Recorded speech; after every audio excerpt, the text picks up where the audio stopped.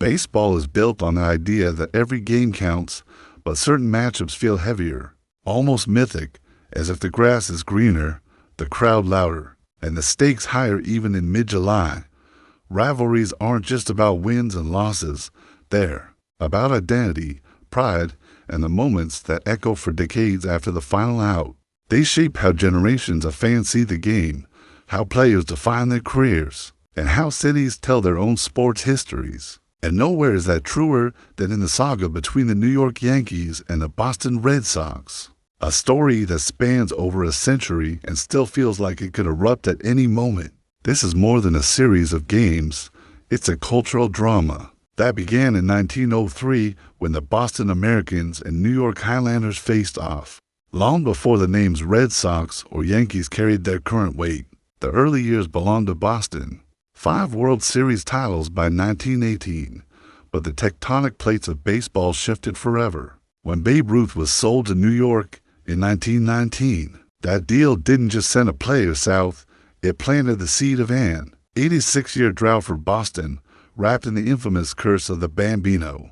While the Yankees built a towering dynasty, collecting 26 championships during Boston's famine, the Red Sox fan base stewed in resentment and longing. The modern era of this rivalry isn't just about geography or standings. It's about unforgettable flashpoints.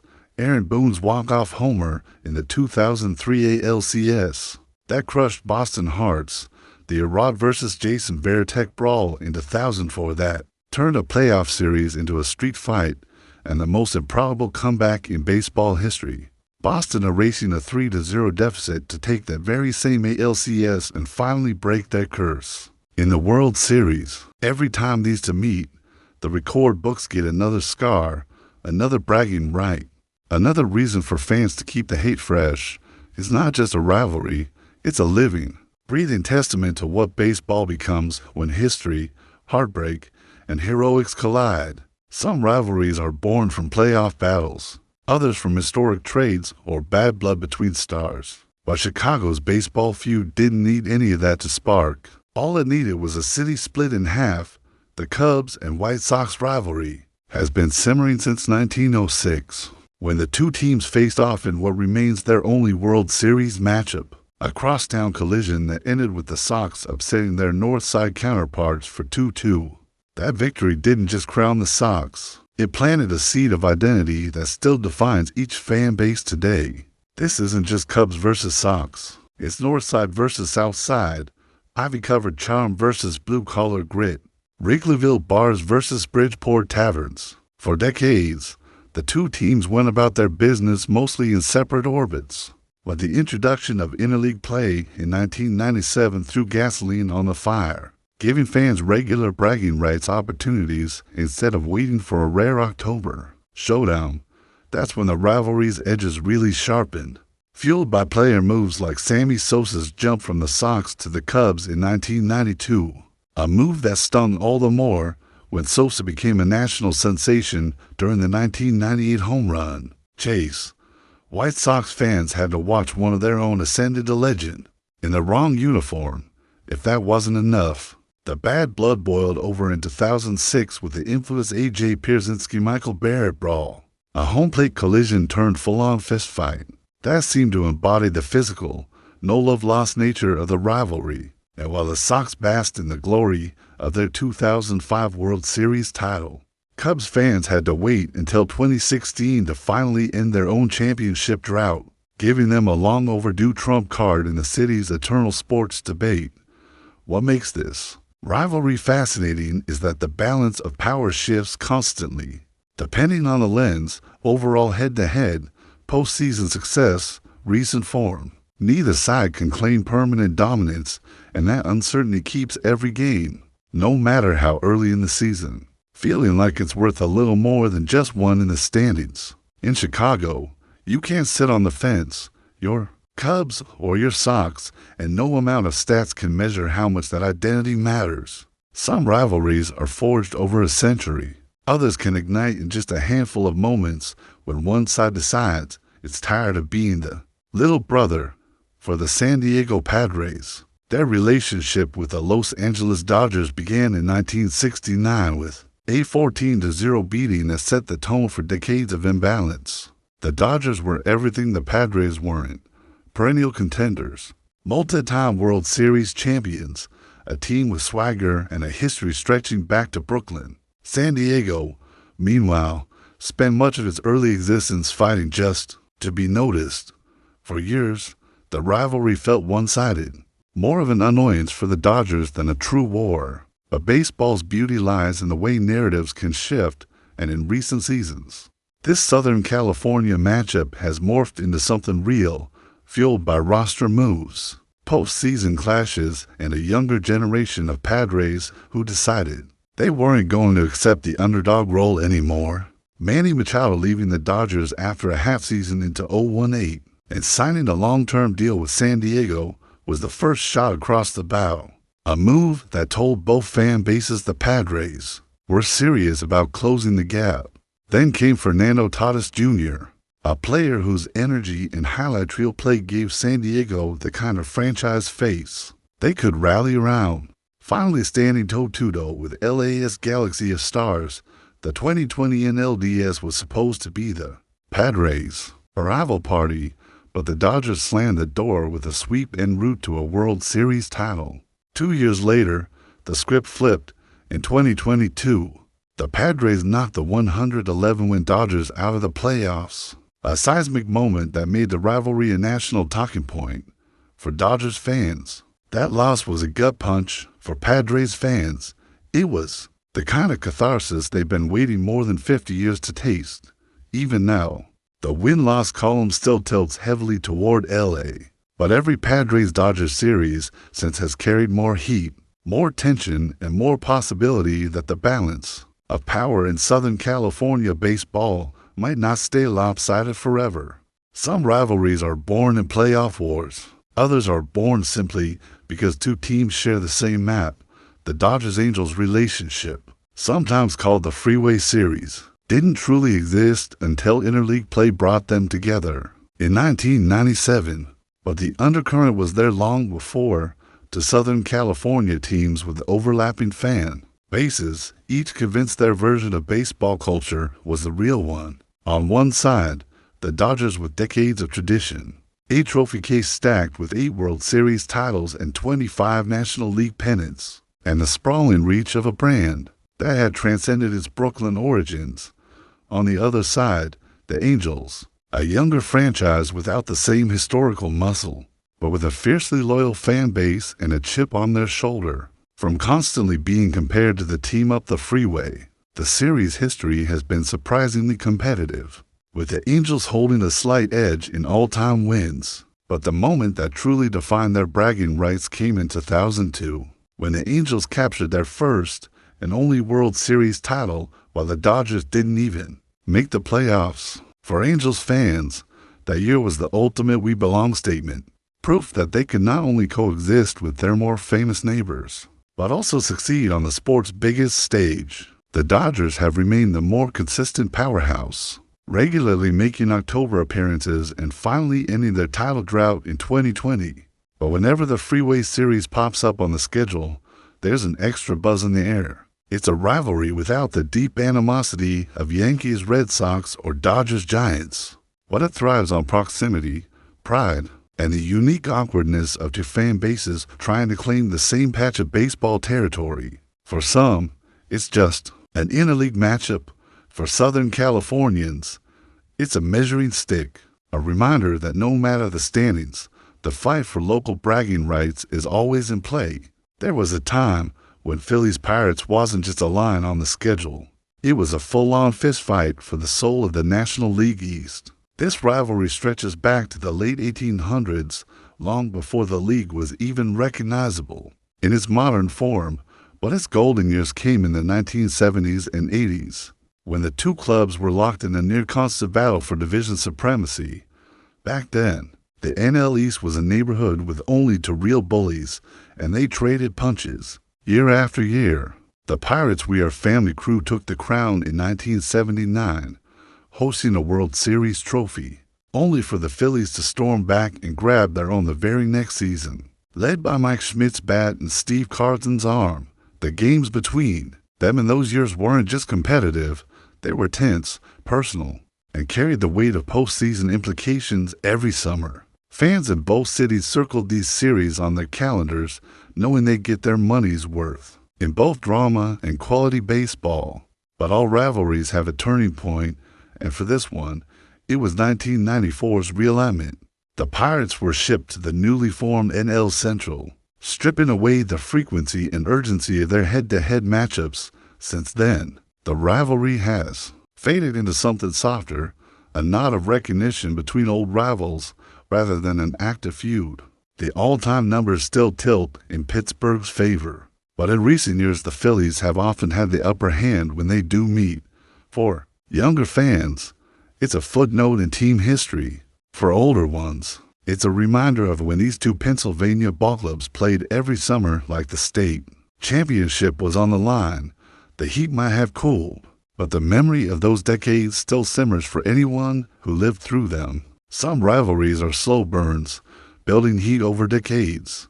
Others are born almost overnight when the right ingredients, geography, pride, and high stakes are finally thrown together. For the Houston Astros and Texas Rangers, it started as nothing more than occasional interleague meetings after their first game in 2001.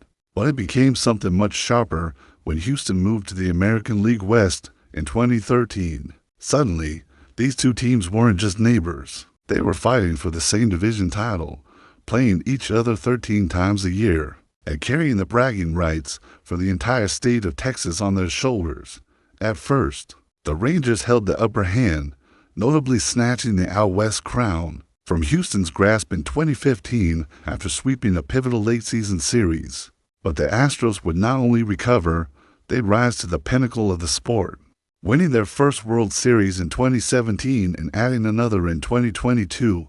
That 2017 title, though, came with a shadow, the sign-stealing scandal that sent shockwaves through baseball and gave Rangers fans an extra reason to sneer at their in-state rivals. And then, in 2023, the Rangers finally answered with their own first World Series championship, proving they could match Houston not just in regular season scraps, but on the sport's biggest stage. Statistically, the head-to-head has been almost dead even since the rivalry began, which only fuels the tension. Every game feels like it matters. Every series feels like a measuring stick. There's something uniquely volatile about two teams representing the same state, but different baseball identities. Houston's data-driven, modern powerhouse against Texas's blend of grit and big bats.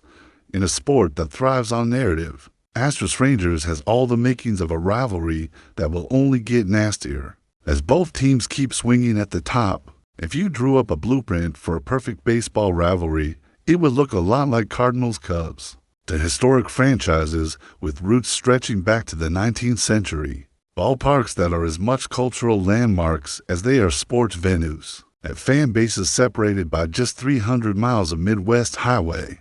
This isn't just about baseball.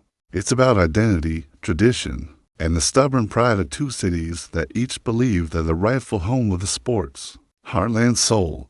The first meeting came in 1885, back when the Cubs were the Chicago White Stockings and the Cardinals were the St. Louis Browns. But the rivalry truly caught fire in the modern era, helped along by moments like the Lou Brock trade, a deal so lopsided in St. Louis's favor it still stings Cubs fans decades later. In 1998, the feud got a national spotlight during the home run chase between Mark McGwire and Sammy Sosa, each man smashing historic blasts in the uniform of his city's team, turning every Cardinals-Cubs matchup that summer into a nationally televised event. While the Cardinals have been the more successful franchise overall, 11 World Series titles compared to the Cubs' 3, Chicago holds the edge in the all-time series, a statistic their fans guard like treasure. This rivalry thrives because it never goes cold. Even in years when one team is rebuilding, the games draw sellout crowds, and the atmosphere feels like October. It's the kind of matchup where a midseason Tuesday night can carry the intensity of a pennant clincher, because no one wants to give the other side bragging rights, not for a day, not for a season, not for a lifetime. Some rivalries are fierce because of geography, others because of history. But Giants-Dodgers is one of the rare ones that has both in abundance. It began in 1889 when the teams were still in New York, the Giants in Manhattan, the Dodgers in Brooklyn, and it was pure city turf war. The borough lines were battle lines, and each meeting was a clash for bragging rights on the streets as much as in the standings. When both franchises moved west to California in 1958, the rivalry didn't fade. It transplanted wholesale, trading borough subways for Pacific highways. The close proximity of San Francisco and Los Angeles kept the tension alive, and the stakes stayed high. This was still about two teams competing not only for division titles, but also for dominance over the cultural identity of West Coast baseball. Over the years, the rivalry has seen everything from dramatic pennant races to infamous flashpoints. None more notorious than the 1965 brawl when Giants pitcher Juan Miracle struck Dodgers catcher John Roseboro with a bat, sparking a melee that remains one of the ugliest incidents in MLB history. That moment didn't define the rivalry so much as it underscored its intensity.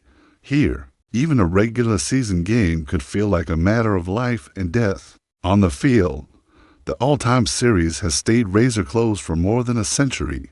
The win-loss totals often separated by just a handful of games, adding fuel to the argument of who truly has the upper hand. Off the field, the rivalry has sometimes spilled into the stands, with fan altercations reminding everyone that the bad blood isn't just for show in many ways. Giants-Dodgers is baseball's enduring grudge match, a rivalry that refuses to mellow with age because the competition is baked into the DNA of both franchises, and their fans wouldn't have it any other way. Most rivalries in baseball are a straight line between two teams, but in the National League East, there's a triangle, and it's one of the most complex and combustible dynamics in the sport. Phillies, Braves, and Mets fans don't just measure themselves against one opponent. They're keeping tabs onto, and the balance of animosity shifts depending on who's on top at the moment. In the 1990s, the Braves were the common enemy, steamrolling the division year after year with a rotation that felt like it had been assembled in a pitching lab. For Mets and Phillies fans, Atlanta's dominance was infuriating but undeniable. The new millennium brought a shift.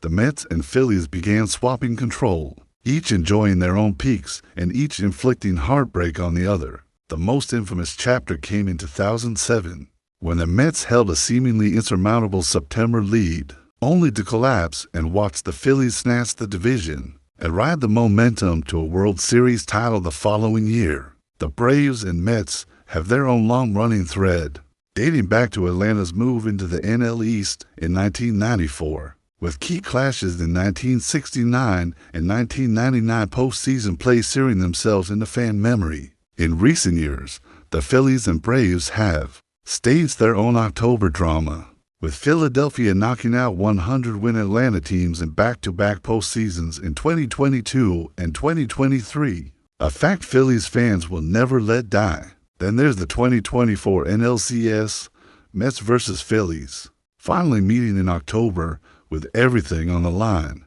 The Mets took that series 3-1, earning the right to crow for now. That's the thing about this three-way tension, nobody stays on top forever. And every victory is a double celebration because it means hurting one rival while watching the other seethe. In a division where all three have recent success and star power, Harper, Acuna Jr., Linder, the matchups feel less like isolated rivalries and more like an endless rotating grudge, where the next spark is always just around the corner. Some rivalries are rooted in history, others in geography, but the Mets-Yankees feud, the Subway Series of the modern era, is all about identity. The Yankees are baseball's royalty. 27 World Series titles, a brand recognized around the globe. The team of Ruth, Gehrig, DiMaggio, Jeter. The Mets, by contrast, have always embraced the role of New York's underdog, a franchise defined as much by improbable highs as by heartbreaking near misses.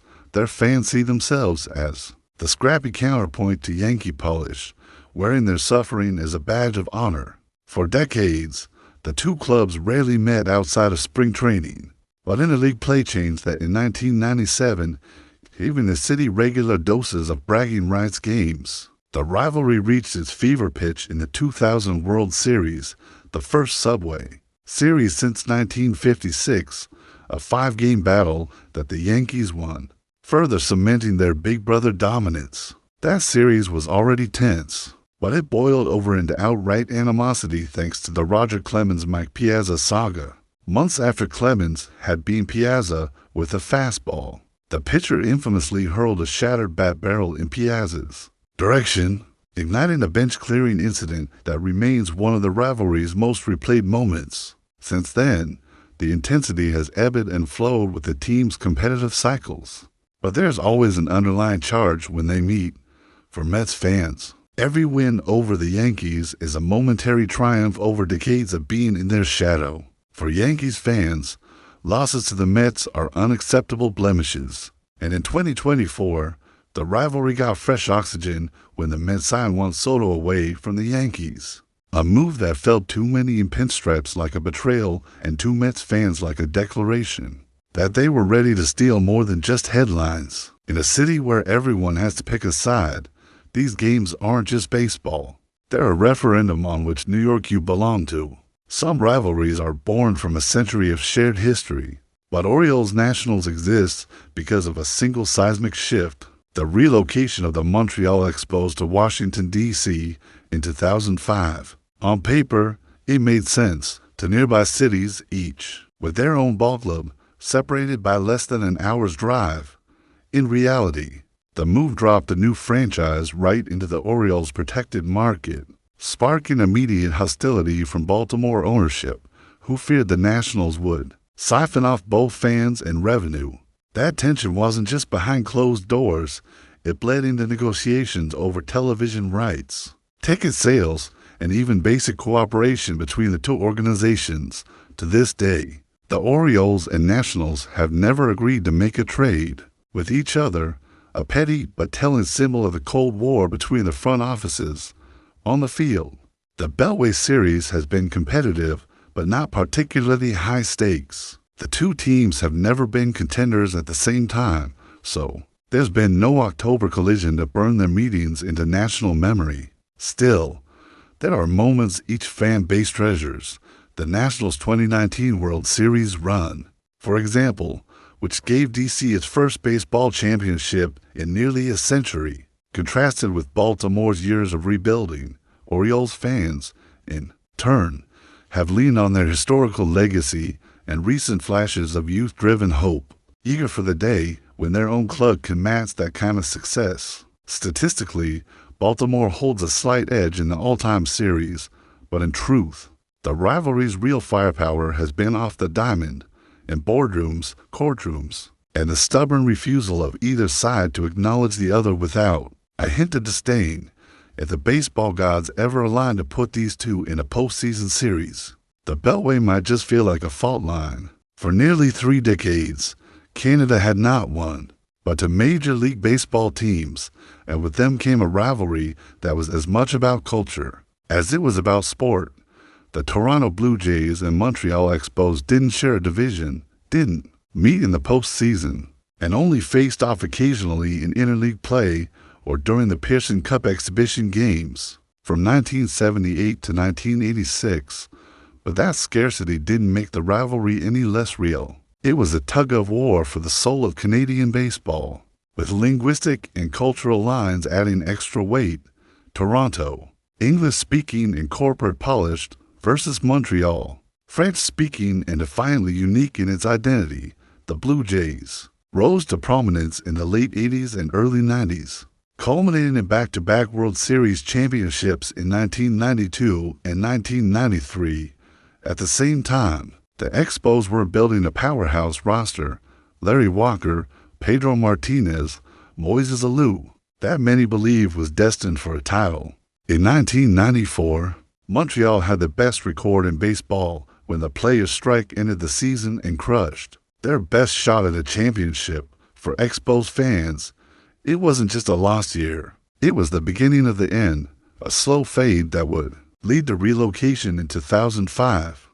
when the Expos became the Washington Nationals. The rivalry with Toronto ended overnight, leaving the Blue Jays as Canada's sole MLB representative. For those who lived it, the Jays Expos era wasn't about trash talk or postseason heartbreak. It was about national pride, about proving which city better represented Canada on baseball's biggest stage. And while Toronto leads the all-time record between them, the real win for fans was that for a brief window in history, Canadian baseball had the flags flying. Rivalries in baseball are more than just games. They're living stories, shaped by generations of players, managers, and fans who each add their own chapter. They're the reason an April matchup can feel like October, the reason cities split into colors and chants, the reason a single swing or a single pitch can echo for decades. Some of these battles, Yankees, Red Sox, Giants, Dodgers, Cardinals, Cubs, are built on more than a century of history. They're every meeting weighted with tradition. Others, Astros, Rangers, Padres, Dodgers, are newer, born from recent clashes and a refusal to play second fiddle. Still others, like Blue Jays, Expos, or Orioles, Nationals, are shaped as much by geography and politics as by what happens between the lines. Each one is its own universe of pride, grudges, and unforgettable moments. And that's the beauty of it. Rivalries don't just live in the standings, they live in us. They shape how we talk about the game, how we pass it on to the next generation, and how we remember it long after the box scores fade. Baseball might be about wins and losses, but rivalries, they're about belonging. They're the heartbeat that keeps the game alive from one era to the next.